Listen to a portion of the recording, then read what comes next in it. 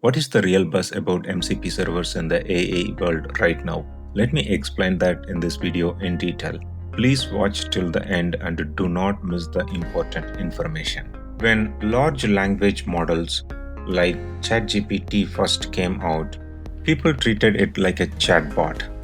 You could ask general questions. For example, what's so special about July 4th in the USA? It handles that instantly because large language models were trained on massive internet data sets.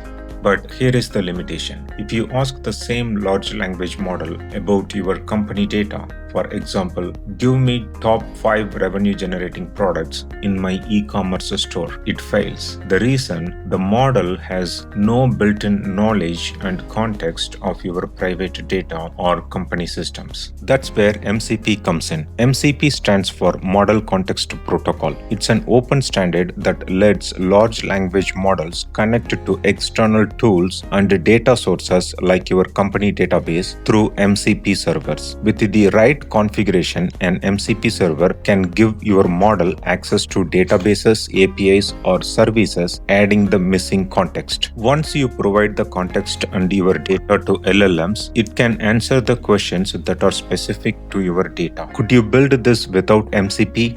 Yes, but you had to be custom coding separate integrations for every system you want to connect. That doesn't scale. MCP standardizes the approach. Instead of one-off connectors, you would follow a shared protocol like how TCP standardized communication across the internet. MCP is not universal yet, but it's gaining adoption because once an MCP server exists for a tool, anyone can reuse it. For example, an MCP server for a database like Postgres or for a service like Gmail with proper permissions, your LLM can query structured data or trigger actions through that server. So when you hear about MCP server, that's the point. They are turning LLMs from isolated text generators into connected AI agents that can work with real data and real systems. If you feel this content valuable, I kindly request you like and share your thoughts in the comments and subscribe to this channel. Thank you for watching.